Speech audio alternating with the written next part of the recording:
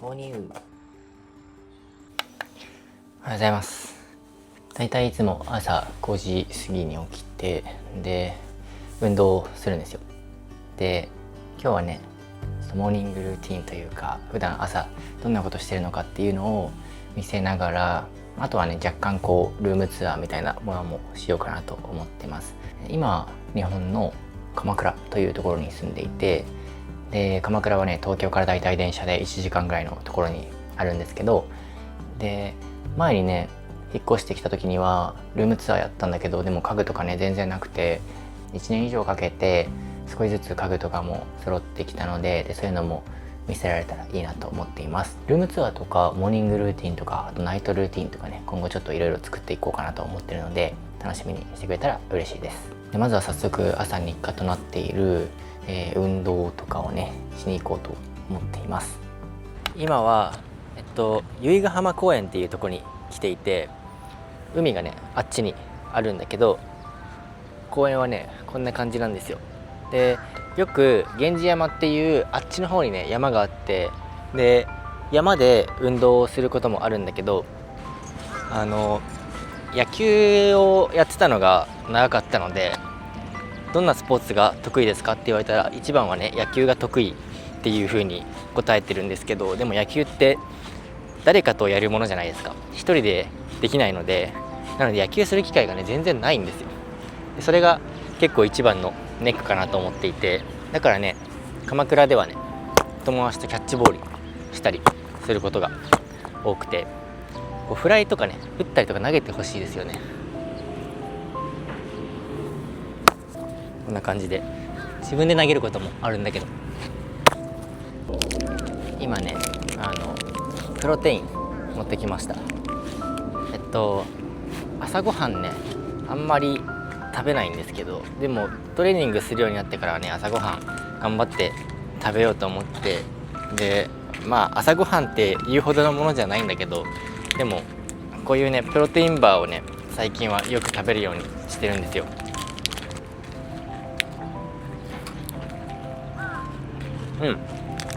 めちゃめちゃ美味しいいて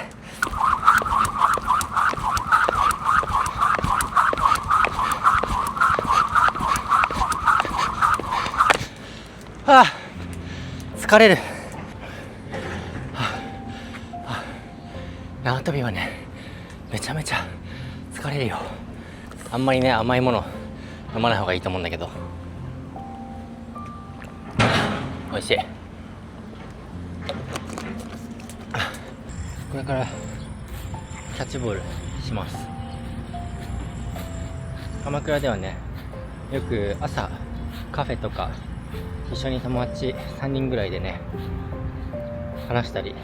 することもあって、一緒にね運動とかできるのすごいいいですよ。それはねすごく思います。鎌倉にね友達全然いないんですけど、てか正直言って鎌倉云々という友達がいないんですけど、親友とかはいるんですけど、みんなね結婚しちゃってね一人ぼっちされてます。ほんとみんなすぐね結婚しちゃうんだからすぐっていうこともないか。結婚がねみんな早かった人もいれば遅かった人もいるんで、みんなすぐ結婚したわけじゃないけど、僕の友達はみんな結婚しちゃいましたね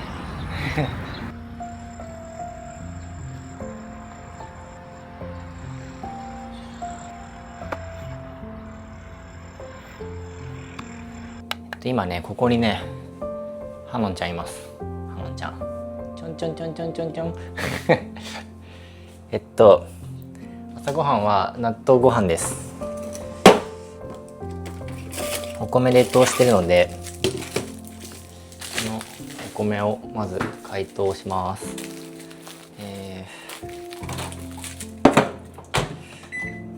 納豆はねこのねおかめ納豆食べます。ハノンちゃんはね最近機嫌がいいんですよ。夏だから外に出して日光浴させるとすごいねハーハー言っちゃってね暑いから、だから最近はベランダで日光浴する時間を少し減らして、でお家でねこうやって涼んでる時間を増やすようになってるんだよね。ねはなちゃん、はなちゃん大丈夫？元気？チューする？チューする？チュー、あ、痛ったまに強くかぶる痛いよ痛いですよ優しくしてくださいよ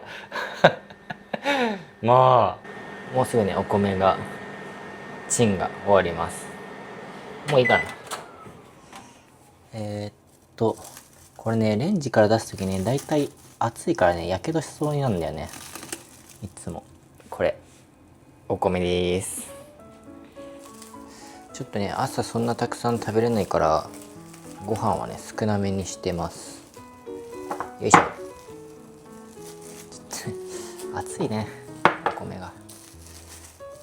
で納豆がねここにあるんだけどよ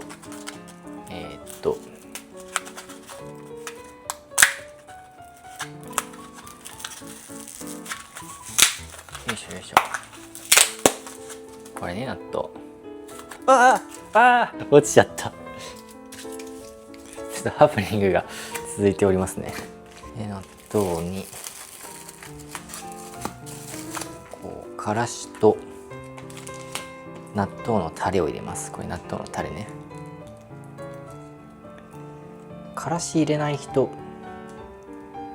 結構いるんだけど自分はからしをちゃんと入れます。からしを入れた方がねちょっとだけ辛みが出て美味しい。当たり前のこと言ってるけど納豆をね食べたことがない人はね食べないとダメですよ。海外の人はね納豆が食べれない、臭い、食感が嫌だっていう人も多いんだけど是非挑戦してみてください。海外でも納豆買えるのかな。日本でしか買えないんだったらなんかね納豆お届けサービスみたいなね始めようかな。でここに納豆をビシャッとかけていきます。納豆投入、納豆投入、イエーイ。こんな感じです。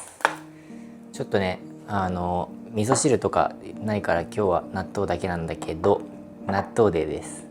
運動してまずシャワーを浴びろって感じですけど朝ごはんから食べます。いただきます。これね納豆ご飯ね。朝ごはんはね納豆と味噌汁とかねが日本人は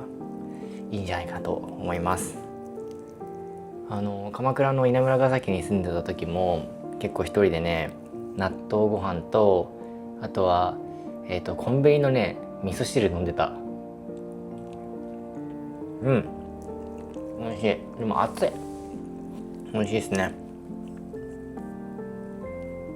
で今食事が終わったので今度はプロテインを飲みます。このザバスってやつを飲んでるんだけどでこれはね香料とかあとはね甘味料とかねめちゃくちゃ入ってるんで体にはね決して良くないと思うんですけどタンパク質を取るっていうことを優先して、結構こういうのばかり飲んでいます。本当は良くないの。本当は良くないなんだけどまずはねこういうのを摂取するのを習慣づけようと思ってこういうのから始めました。まあ体にいいやつも持ってるんだけどあんまりそっちはね飲んでないというかあんま良くないね。こっちの方がね簡単に飲めるからいつもこういうのになっちゃってよろしくない。反省してます。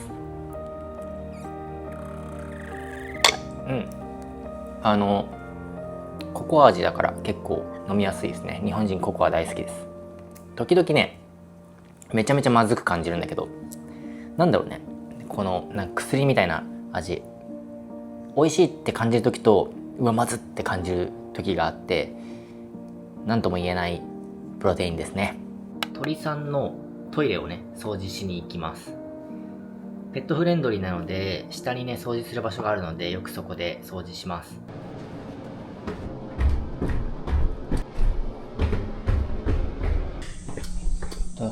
いつもここで掃除してます。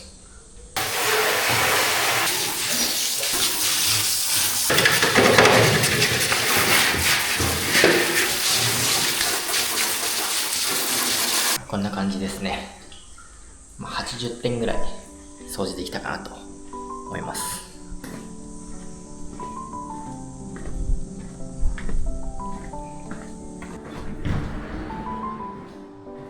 結構ね、シフンっていうね、鳥の粉がねいっぱいつくんで、掃除しないと家の中がね粉だらけになるんですよ。ちょっと今日はゴミの日なので缶を捨てに行きます。レッドブル、こんな悪いもの飲んじゃダメですよ。普段はね飲まないんですけど、なんか仕事でもらったのでこれを捨てに行きます。問題はね、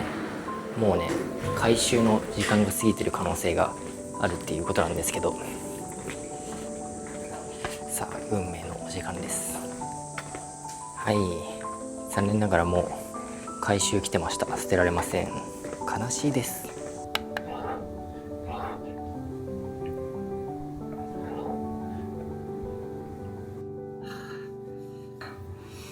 筋トレって疲れるな。そろそろねちょっと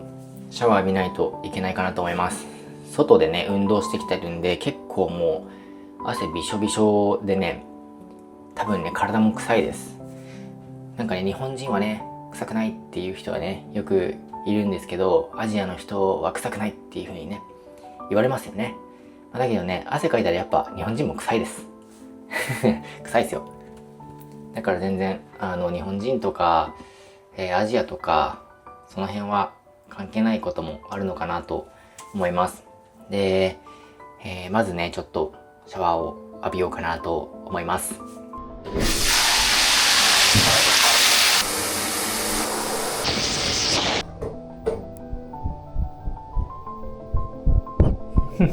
金太かわいい。シャワー浴び終わったので、次にねいつもやるのは化粧水とか、あとは美容液とか乳液をつけていきます。で、いつも使ってる化粧水はねこちらです。とりあえず良さそうな化粧水です。ね、これはスプレータイプの化粧水なので、これをねこうやってなんか3回か4回ぐらい吹きかけてます。で、これをね肌に浸透させるようにこうやって押し込んでいって、中に浸透していったかなーっていう風に感じたら、今度はねこのアヌアってやつの美容液を塗ります。で、これはねスポイトになってるから、こうやってやってキュッてやってね、でこれを手にピーって出して、で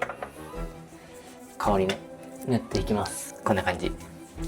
塗り方はね結構雑です。プロフェッショナルな塗り方はわかんないんですけど、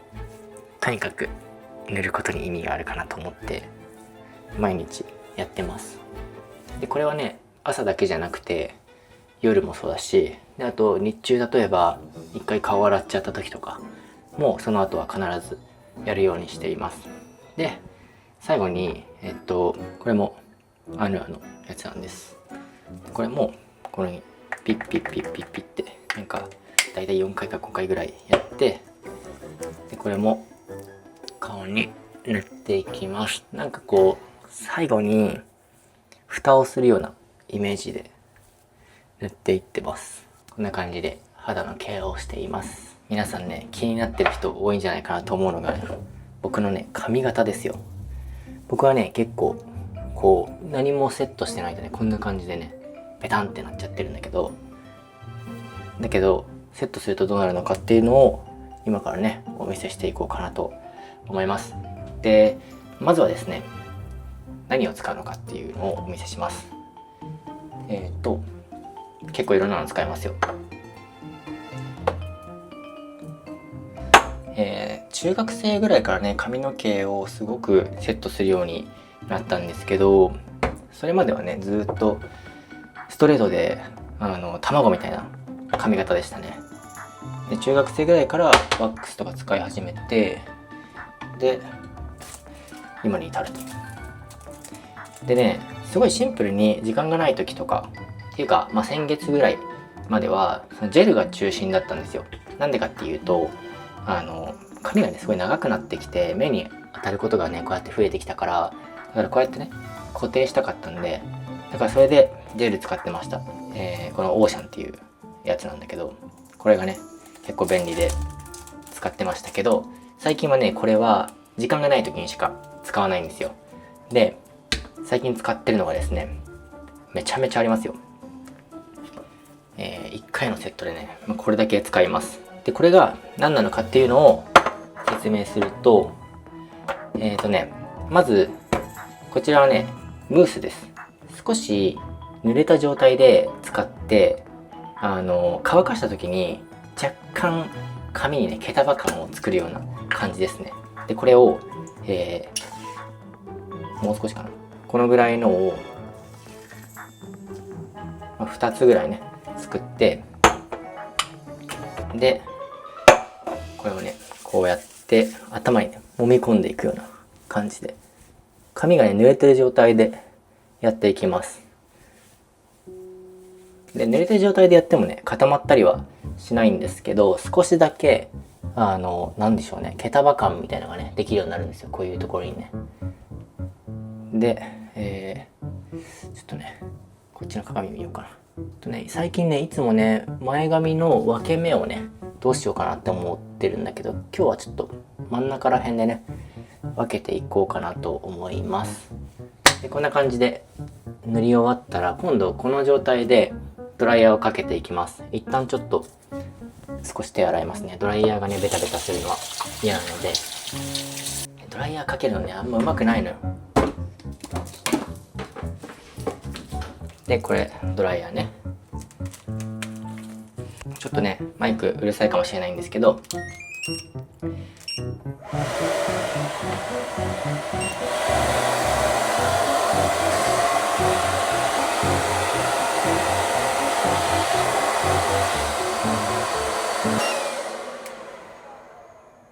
でこんな感じなんですけど、ドライヤーかけるのはね本当に下手くそなんだけど、ポイントはねこう押さえて前髪を上に上げる感じでドライヤーをかけていきます。そうするとワックスとかつけた時にもちょっとね形を整えやすいと思います。次に使うのがワックスなんですけど、2つ使っていきます。これですね。まずはこれで、これがねエトラスのグリックスっていうやつなんですよ。結構セット力があるワックスなんですけど、これがこうやって手にのせて、でその後に次これです。でこれがですね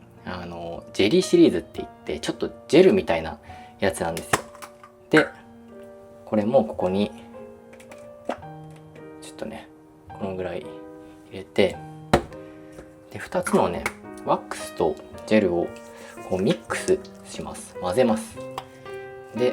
この状態で整えていきます。まずはね後ろから全体にこうなじませるようにこうやってね、でもその時もこの外側じゃなくて内側からこうやっていくイメージ。内側、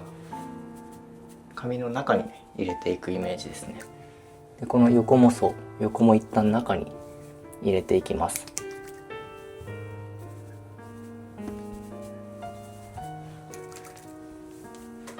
で全体にその後こうまんべんなくワックスをつけていって、で余ったやつを前髪とかにねつけていきます。ちょっと今回ワックス多すぎたかもしれないんですけど、こんな感じでねつけていくと、でそうするとねこのワックスとあとジェル混ぜたやつはねツヤ感が出ます。髪に光沢感ですねが出るので、パーマかけてる人なんかはなんかねこうスタイリングした後にねちょっとねセクシーに見えるようなイメージかなと思います。実際僕の美容師さんも僕の髪型をこうカットしたりパーマしたりする時のテーマはセクシーらしくてね面白いですよね。であとはですね、前髪をちょっとねこっち側にね跳ねさせていきたいので、前髪をこっち側にねこう指で少しキュルキュルキュルキュルってねこっち側に外向きにね前髪をセットしていきます。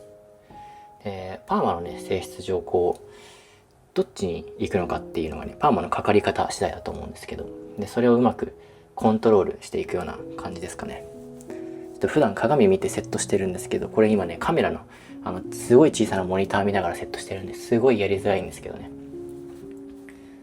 まあでもこんな感じかな。ちょっと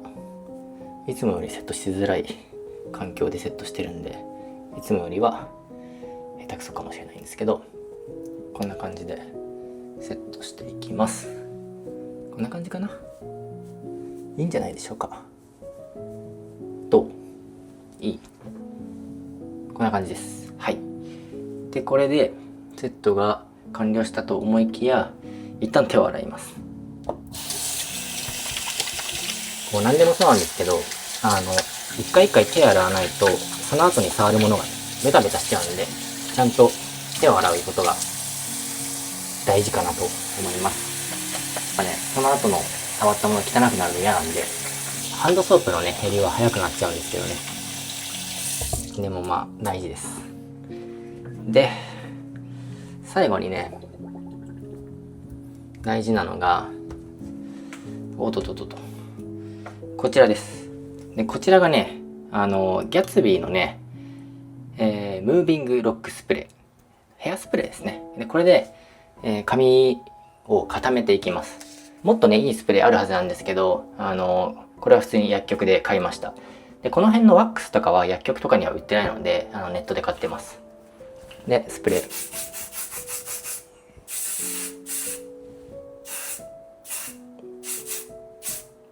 内側に入れたりとか、全体に少しかけたりとかして、こんな感じかな。こんな感じで、ちょっとここの前髪がね気になりますね。ちょっと前髪だけ少し強め固めて、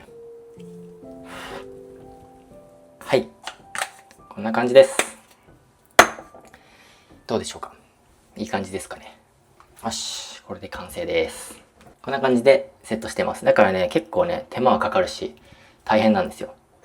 こんないっぱい使ってるからね、すごいよね。自分でも驚きです。1回のセットでねいくらかかってるんだろうね。そんなかかってないと思うんだけど、でも100円ぐらいかかってんだかな、わかんないあとそういえばさっきねちょっと忘れてたんだけど、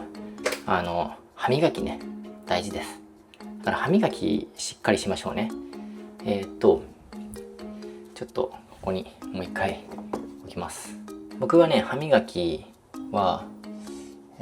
歯ブラシちょっとね太めの使ってるんですけど、そろそろねブラシ買わなきゃいけないかなと思ってます。買い替えですね。で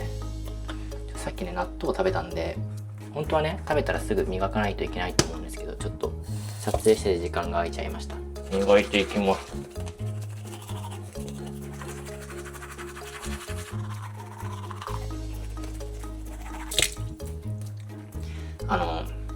ちょっと思うんですけど、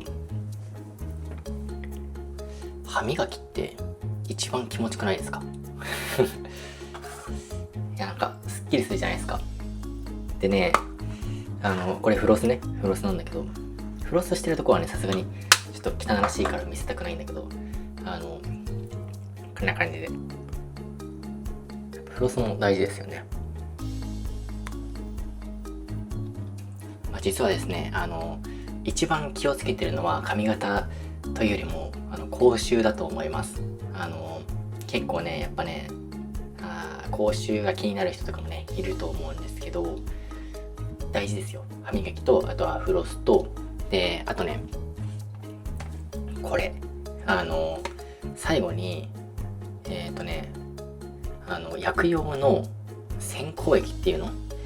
口の中を洗うものっていうのがすごく大事だなと思ってて、これね歯周病の予防とか、あとは口臭予防とか、歯石になる前のやつ、そういうのがね、付着を防いでくれたりとか、あとはねいろんな殺菌してくれるからね。だからすごくこういうのは重要で、これをね1日何回もやってます。これをこうやってね入れて、これね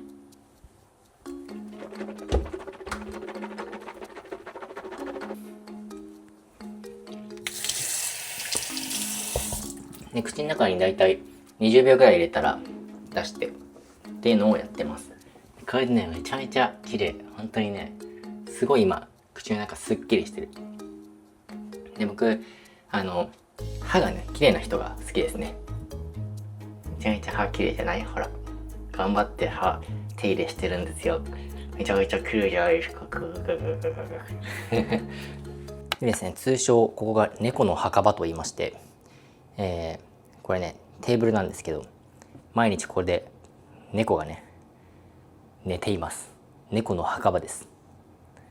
これ金太ね、金太かわいいですね。金太かわいいですね。でこっちがね白丸です。で白丸はね約5ヶ月前ぐらいにねお家に来たんですけど、白丸さんこっち向いてください。白丸さん、白丸さん、ダメですか？ごめんなさい。でですね、やっぱりちょっと前髪がね目に入りそうなのでメガネをかけます。でこのメガネのブランドはねフォーナインズっていうブランドで、めちゃめちゃ気に入ってるんですよ。学生時代からねフォーナインズが好きでした。なんでかっていうとフォーナインズはね下にねずり落ちてきにくいっていうのと、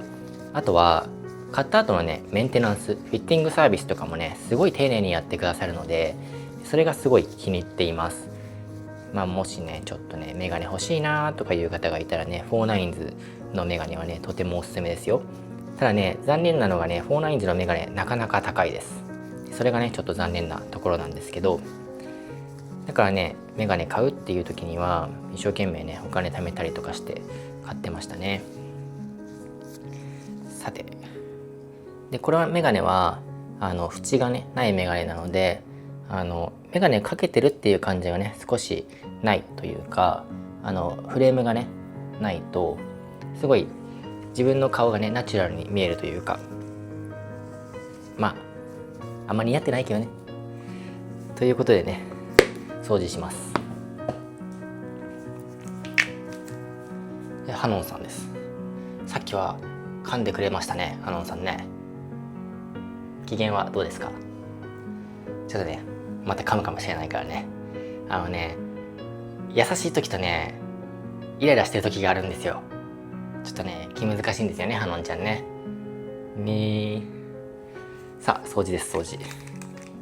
でね、掃除機はねこっちにあってね、でこれねゴミ箱、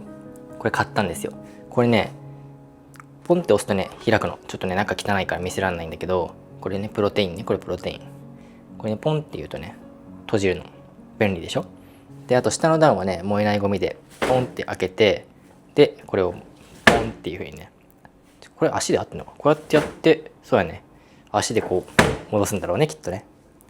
でこの冷蔵庫は確かね前回のルームツアーの時にもねあったと思うんですよね。前回のルームツアーが去年の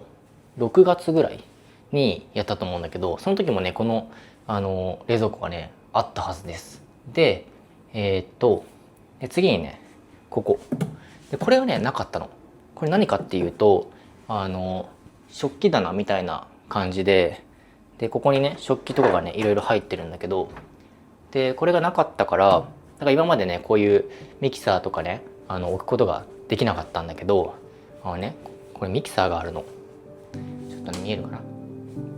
こっちにねミキサーがあるんだけど、でこのミキサーとかで、これもねハンディのねミキサー、これミキサーなんだけど、でこれはねここにあるのがヨーグルトメーカーでこれがオーブンで、これが電子レンジなんだけど、でこういうものがね置くことができなかったんだけど、でこのこれ食器棚を買ってからいろいろ整理することができるようになったから、これ本当に買ってよかったなって思う。結構高かったけどね。このアパートの一番いいところ、一番気に入ってるところ、契約したきっかけっていうのはもちろん動物が飼えるっていうこと、猫と鳥をね一緒に飼えるお家がねほとんどなかったから、だからそれを見つけられたっていうのがね一番大きかったんだけど、でも一番気に入ってるところはこのねキッチンなの。すごいねおしゃれでしょ。このキッチンね本当に素敵だなと思って、でそれでこの物件をね契約した。このマンションのいろんな部屋見たんだけど、この部屋がね一番素敵なのよだからここ選んだんだけど、その代わりこのマンションの中でこのアパートが、この部屋が一番高いのまあ高いんだけど、でもその分ね仕事頑張ったりとかすればいいかなと思って、で当時ね結構メンタルとかもね落ちてて、でこっち引っ越してきて元気になりたいな、いろいろ頑張っていきたいなっていうのがあってここを契約したから、だから頑張ろうと、高いところに住むから仕事頑張ろうみたいな感じで、ここ借りたのを覚えてます。で掃除だよ。掃除をしたかったのになかなか掃除がねできないですね。で掃除機なんですけど、掃除機ちょっとねこっちの部屋にあるんですよ。でこれが掃除機です。で掃除機はねダイソンの掃除機なんですけど、でこれはね別の部屋でねちょっとね物置みたいになっちゃってて、いろんなね機材とかが置いてあります。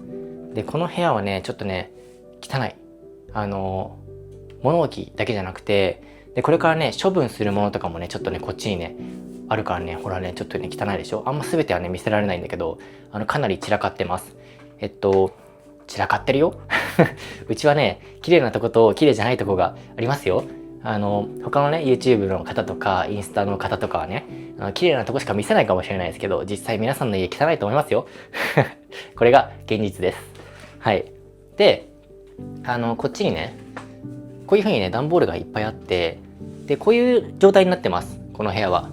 でこのね赤い絨毯は部屋がね綺麗になったら使おうかなと思っていて、でこの辺はねもう段ボールの箱ですね、機材です。でこの上に猫の餌とかがあります。掃除ですね、掃除。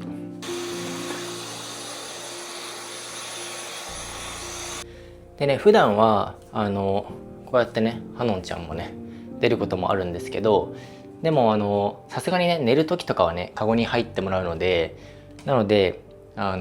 ゴはね普段リビングに置いてます。ただ掃除機かける時とかはねこれがねカゴがあると邪魔になるので、なのでちょっとベランダに出しますね。よいしょよいしょ。でねベランダの掃除はねこのケルヒャーの高圧洗浄機でね掃除してます。結構ね鎌倉って海が近いから、だからなんか砂とかあとは塩とかがね飛んでくることが多くて、でそれをねこの高圧洗浄機でね一気にビャーっていう風にね洗うようにしています。掃除機かける時にちょっと面倒くさいのがラグの存在ですね。ここにねラグがあるんですけど、このラグをねちょっとどかさないと掃除機がかけられないので、なのでラグをどかしていきます。よいしょ。ちょっとねゴミがいっぱい落ちてますね。これが現実ですラグをこうやってソファーの上に置いて、で掃除機かけていきます。猫のおもちゃなんですけど、なんかね最近白丸長毛の猫ちゃんの毛がねすごいいっぱいいろんなところについてて、長毛の猫のいいところっていうのは可愛いところで、デメリットは毛ですね。毛の掃除が本当に大変だからね、だって見てこれ毛がねすごいのよ。だからこうやってね毛の掃除をしてあげないと物がどんどん毛だらけになっていくんですよね。だから猫を飼うっていうのも大変ですよね。可愛いけど。はい、じゃあ掃除機かけていきます。でまずは自分でさらっと掃除機をかけていきます。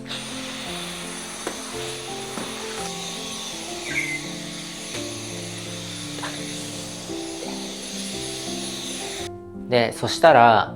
最後にですね最終兵器にね掃除を任せます。ここにねロボット掃除機があるんですよ。でこのロボット掃除機が DJI のねロモってやつなんですけど、ちょっと見えるかな。よいしょ。ここね、これがね DJI のロモっていう掃除機で、これがね本当に便利で、こっちが、お水で、こっちが水で、水拭きしてくれるんですよ。だから掃除と水拭きを両方やってくれるのですごい便利です。じゃあ実際に掃除をしてもらおうと思うんですけど、で、これねアプリで制御できるんで、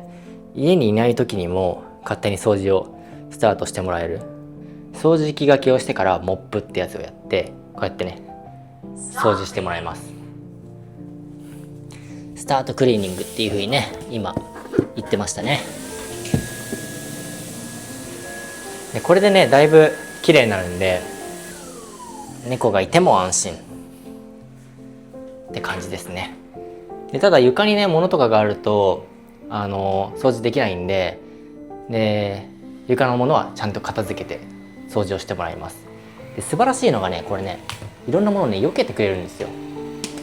でこんな感じで毎朝ロボット掃除機にも掃除を頑張ってもらいます。で自分で掃除機かけるのも大事なんですけど、ロボット掃除機にもね最後まとめて掃除してもらってます。あと最近ね毎日ねもうポカリスエット飲みまくってます。ポカリ美味しいね。でここがねウォークインクローゼットで、こんな感じで洋服があるんですけど、上にあるのはね主にドローンです。こっちの方からねドローンっていう風にねいっぱい並んでるんですけど、でこれがね小さな照明かな、この箱が小さな照明で、こんな感じでね洋服とか機材が置いてあるのがこのウォークインクローゼットです。そんなに広くはないんだけど、でもめちゃめちゃ服たくさん持ってるわけではないと思うから、だから十分かなと。昔のね自分に比べたらねめちゃめちゃ洋服いっぱいあるんですけど、これもね結構お金かかったんですけど、でも自分の気持ちをね高めてくれて、元気にしてくれて、で新しいフレッシュな気持ちでね、頑張れるっていうのにかなり役立ったのがこのお洋服さんたちでした。本当に大事に着ています。お金かけた分ねしっかりたくさん長い間着ようと思ってます。ただ洋服はね結構もう十分かなと思ったので、しばらく買うつもりはありません。でこのね紫色の洋服、紫色の服とかもね全然着なかったのだけどね、カラフルなね洋服着るようになって、で気分はねすごいね良くなりました。でこれとかもすごい可愛いでしょ。これは秋とか冬用なんだけど、またね早く夏が終わって秋とかになったら嬉しいなって思ってます。夏はね結構ねこのぐらいの半袖着ています。青とか、あとは、このね茶色もね着てるんですよね。結構気に入ってる服がいっぱいあります。ということでね、まずシャツはこれで出かけるとして、ズボン何にしようかな。これからね実はねちょっと警察署に行かなければいけなくて、で用事をね済ませに行きます。 OK、 ズボン履きました。白丸がいます。白丸ヤッホー、白丸ヤッホー、かわいいでしょ。大きくなったよね本当にね。ということでね、これから今警察署に行きます。もうね夏なんで日傘は必須です。昔はね日傘って男性はね全然使わなかったんですけど、最近はね男性も日傘さしてる人がすごい多くなってきています。なんでだろうね。なんで男性日傘使わなかったのか。なんか女性がね使うイメージが多かったんですよ。なんですけど、もう最近はね暑すぎて男性もねみんな使うようになってきました。で今日ね警察署に行く理由は、実はね今車持ってるんですよ。で車の車庫証明をね提出しに行きます。車庫証明を取るためにね書類を提出しに行くっていうのは正しいかな。でそれでねそのために新しくちょっと印鑑を作って、印鑑証明とかもね取って、印鑑がねめちゃめちゃ素敵なものをね作りました。なんか鎌倉って結構神社とか多いんですけど、鶴岡八幡宮っていう歴史のある神社で祈祷されたすごくね縁がいいハンコなんですけど、ね、その分ねお祈りとかしてもらったりとかしてるんで高いんですけどね。というかそのハンコ屋さんおすすめされて、で行ってみたらこんなに高いと思わなくて、でもねそこでハンコを買えばもうずっと使えるよっていうことだったので、一生分だと思ってちょっと高かったけどね、そのハンコを買いました。後でねそのハンコもお見せしますね。そういえば前回の動画を見てくれた方の中でチャンネルメンバーシップにね参加してくれた方がいました。本当にありがとうございます。でチャンネルメンバーシップはね今13人ぐらい参加してくれてるんですけど、本当に嬉しいです。実はね YouTube 作るのって結構大変でお金もかかってるんですよ。だけど赤字ですめちゃめちゃ赤字なんですよ。だから YouTube のね動画を作るためにこうやってチャンネルメンバーシップでねサポートしてくださる方がいると YouTube の動画もたくさん作れるし、あとはいろんな人にね撮影も手伝ってもらって YouTube 作ることもできるから、だからチャンネルメンバーシップに皆さんがね参加してくれたらとても嬉しいです。そうするといろんなコンテンツを皆さんに届けることができます。チャンネルメンバーシップに参加してくれた方はコメントを書いてくれるとその時にバッジがついてるので分かりやすいんですよね。この方はチャンネルメンバーシップに参加してくれている人なんだっていう風に分かるので、コミュニケーションも比較的取りやすくて、あとはその方のことをね覚えやすくなります。警察署はねうちからだいたい歩いて15分ぐらいのところにあります。こういうね細道がいっぱいあって、それもねなんか昔ながらの感じがして味があって鎌倉のいいところだなって思います。あとはこうやって歩いてると奥の方にね踏切があるんですよ。鎌倉のね電車って緑色で江ノ電なんですけど、それはねすごく鎌倉の雰囲気と合っていて素敵です。ちょっと今日は風が強いですね。この前ね投稿した動画がさ結構アメリカのさ映像がいっぱい映ってたんですけど、日本と雰囲気全然違いますね。ほらすごい素敵な雰囲気でしょ。日本らしいよね。アメリカから帰ってきて思ったのはアメリカって自然がすごい多いし規模がね大きいしすごいなって思うんだけど、日本はねなんかねピースって感じ、平和を感じる。それがね日本の特徴かなって思います。もうすぐね警察署に着くんですけど風が強くてねせっかく髪の毛セットしたのにあんま意味なくなっちゃいそう。そういえばね警察署といえばね僕のね友人の、サンデーラブさんサンデーさんねなんかね今年警察に捕まっちゃったらしいですよね。なんでなのかはねYouTube の動画を見た時にいや絶対サンデーさんのせいじゃないじゃんみたいなねこともあって、多分ね誤解も解けたと思うんだけど、なんか何が起こるか分かんないですね。僕も気をつけます。このね階段を上ったらもう警察署はすぐです。いやそれにしても夏は暑いですね。もう嫌になっちゃいますね。あそこに見えるのがね警察署です。これですね。この恐ろしい建物の中に入っていきます。ちなみに警察署内はね絶対カメラ回せないと思うんで、なのでちょっと中をお見せすることはできません。じゃあとりあえず手続きしてきます。今家に帰ってきました。警察署で、ね、手続きしてたんですけど手続きの手順がねすごく複雑でしかも丁寧に教えてくれなかったんで大変でしたでちょっとね今日朝はいろんな事務手続きをやろうかなと思っていて、で今日はねちょっと保険の連絡とかしなきゃいけなくてそれを済ませようと思います。保険会社からねタオルが届きました。タオルです。いつもお母様には大変お世話になっておりますとかでねちょっと手紙が、ここにね書いてあります。掃除まだしてくれてるロモすごい。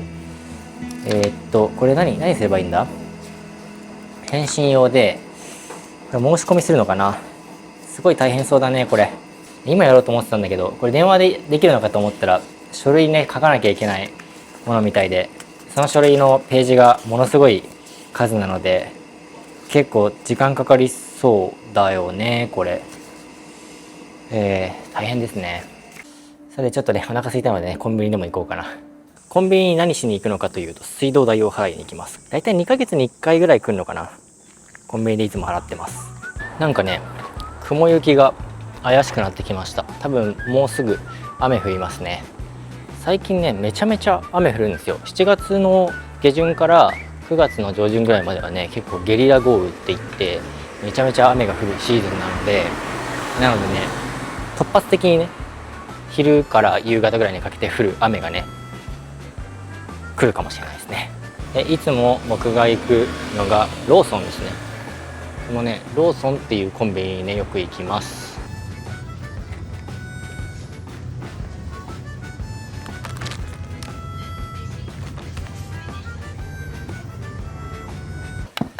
ただいま家に戻りました。で今回ね何を買ったのかっていうと、これね最近よく飲むんだけど、このね鉄分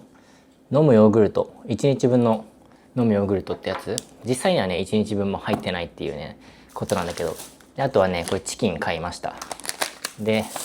この卵のねスープですね。で、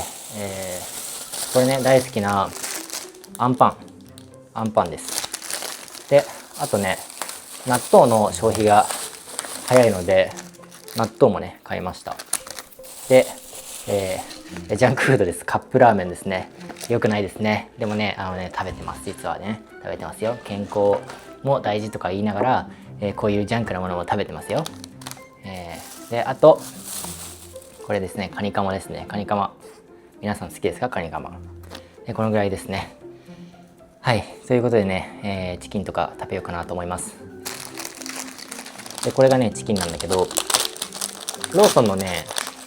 チキンね結構美味しくてね好きなんです。いただきます。美味しい。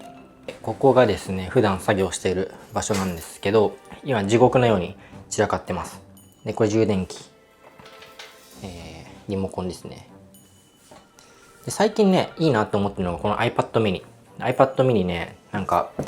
例えば契約書にサインする時もそうなんだけど、あとこうすごいねコンパクトだからバッグにも入るしすごいおすすめで、普段はこのノートパソコンで作業したりとか、ノートパソコンをモニターにつないで作業したりしています。でここでね普段仕事編集とかすることが多くて、だからここもね結構荷物がね多かったりとか棚とかが多いんですよね。であとは例えばここはねカメラとかがあって、いろんなカメラとかレンズとかが入ってます。あとはね時計とかもねありますね。ちょっとこの辺ごちゃごちゃしてますね。最近部屋の片付けとか整理をどんどんしていこうと思ってるんですけど、それまではね結構ごちゃごちゃしちゃってて、見せるのもね申し訳ないぐらいごちゃごちゃしちゃってます。でここが、とりあえず普段僕が仕事をしている部屋ですね。だから部屋はね4部屋あるんだけど、そのうち撮影部屋とか、あとは仕事を編集とかねする部屋とか、あとは一つ荷物を置いてる部屋があるんだけど、そこをもう少しきれいにして、でそこも撮影部屋にしようかなと思っていて、であとは寝室があってっていう感じですね。で、寝室はねただベッドしかないから特に見せるものもないんだけど、でもあるわ。寝室で唯一見せるものがあるといえばこの空気清浄機ね。これね気に入ってます。であとねこれね棚なんだけど、洋服とか入れるこれね壊れました。すぐ壊れました。で、これねこっち DJI のね、ドローンとかがね入ってます。大型のシネマカメラとドローンが入ってます。なぜかね寝室に置いているという謎の状況です。でこれがねキンタのねベッドですさっきね警察署行く時にハンコをね見せるっていう風に言ったと思うんですけど、ハンコのケースはねこれとねこれなんですよ。緑色を選びました。結構もう日本らしいデザインにしようと思って、で緑色が大好きだからこの色にしました。で肝心のハンコなんですけど、開けるとねこういう風なデザインになっていて、でこれがねここにこうやって入ってて、でこれ漢字で僕の名前が書いてあって、普段馴染みのない漢字です。だからねこの漢字書けるかといったら書けないんだけど、特殊な漢字で彫ってもらいました。鶴岡八幡宮っていう神社で祈祷してもらっている印鑑なので縁起がいいっていう風に言われています。だからビジネスとかでねすごいいいって言われてるんですよ。だからちょっと高かった。とにかくねこのね印鑑を皆さんにね見せたかったんですカップそば買ったんでこれです。ダメですよ良い子はこんなもの食べちゃう。体にはね絶対良くないんで、でも今日ちょっとすぐこの後仕事したいのでパパッと食べようかなと思ってます。これね美味しいのじゃーん、いただきます。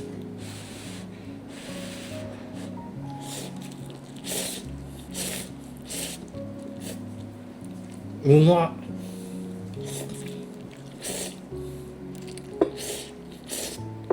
美味しい。で、さっき紹介してないけどここが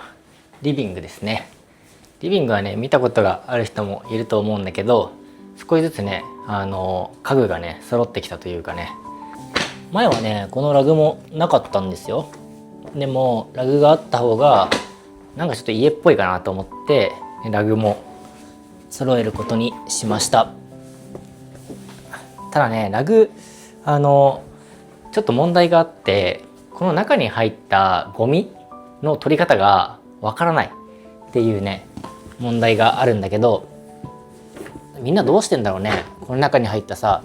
小さなゴミみたいなホコリみたいな、どうやって掃除してるのかすごいいつも気になってます。猫がいるからさ猫の毛もつくしさ、ね、みんなどうしてんだろうね。でこれはここに置いてこんな感じかな。リビングはねこんな感じです。ちょっとね比較的広めのリビングかなと思います。この家結構ね広いからね。で前はねテレビなかったんだけどテレビもね買いました。なんでかっていうと来客とかがあった時に一緒にねみんなでゲームしたりとか、またはワールドカップもねこれで見ることができたし、テレビがあるとより生活感がね出るかなと思って。普段ねテレビ全然見ないんだけどね、全然見てない。Netflix とか YouTube とか見ることはあるけど、YouTube あんま見ないかな。Netflix が多いかなって思います。あとはワールドカップね、それ以外は全く使っていません。そんなもんかね。あとはこのねソファーだね。ソファーで、これはね猫の糞を取るためのビニール袋ね。でこれね鎌倉のね、うちわなの。この前ハンコを作った時にもらったんだけど、とにかくこんな感じです。で朝から運動をして、ご飯食べてシャワー浴びていろんな手続きとかしてっていう感じでね、結構やっぱあっという間に時間は経ちますね。で今日は小さなねモーニングルーティンみたいな感じだったんだけど、よりこうもっともっと深掘りしたモーニングルーティンをね今度やろうかなって思います。例えば平日のモーニングルーティンとかね、休日のモーニングルーティンとかね、そういうのもやっぱ違ってくると思うし、であとルームツアーとかもねあんまりしっかりできてないから今回おまけみたいな感じでルームツアーしてるんで、だからルームツアーも別でしっかり作ろうかなと思ってるので楽しみにしてください。で今回日本語で YouTube 作ってるんですけども、どうですか？僕はね日本語の方が動画は作りやすいんですよ。で字幕があれば皆さん理解できると思うし、日本語だとよりこうナチュラルなね僕の表情とかを見ることもできて、そっちの方が楽しいんじゃないかなって思うんですけど、どうですか？字幕読むのって大変ですか？僕はねこれで作ると皆さんに動画をシェアしやすいんですけどねだから例えば作品みたいな感じで作る動画に関しては英語で喋るっていうのがいいのかなって思うんだけども、カジュアルな動画をたくさん今後も投稿していきたいと思っているので、そういう時には日本語で喋って皆さんにいろんなことをシェアしていけたらいいなって思っています。鎌倉でもまだ行ったことがねないところってたくさんあるし、すごいいいところたくさんあるんですよ。だからそういうのも行って皆さんに場所をシェアしたりだとか、美味しい食べ物をシェアしたりだとか、でそういう形で鎌倉のいろんなことをシェアするのもいいかなって思っています。鎌倉だけじゃなくてね、東京に行く機会も結構多いので、なので東京に行く Vlog みたいな形の動画を撮るのもいいかなと思っているので、それも今度ね動画作ろうと思っています。でもし皆さんが何かこういう動画作ってほしいとかね、そういうのがあればぜひコメント欄に書いてくれたら嬉しいです。あとはチャンネルメンバーシップの加入もお待ちしています。他にも僕は YouTube だけじゃなくて Instagram とか Facebook とかもやってるので、そこのアカウントもね皆さんがチェックしてくれたら嬉しいなって思います。だけれど YouTube はやっぱこうやっていろんなことを話せるし、いろんな中身をね込めたコンテンツを作れるので、 YouTube って本当に楽しいなって思うし、素晴らしいプラットフォームだと思うし、僕が初めてアカウントを作ったプラットフォームは YouTube だったし、YouTube で、頑張って成長したいなっていう風な目標が昔からあったから、だから YouTube をねやっぱ向き合って再開したいなって思いました。なので YouTube も今後たくさん動画を作っていけるように頑張っていこうと思うので、皆さんが今後もねたくさん動画を見てくれたらとても嬉しいです。今回はねどのぐらいの長さになったんだろうね。動画ちょっと自分が撮ってる時にねどのぐらいの長さになるのかっていうのがねあんまイメージできてないんだけども、だけどもしかしたら30分ぐらいいくのかな、20分ぐらいかな、わかんないけどそれでもね最後まで見てくれたらとっても嬉しいです。今回も動画を見てくれて本当にありがとうございます。また次のビデオでお会いしましょう。ではまた。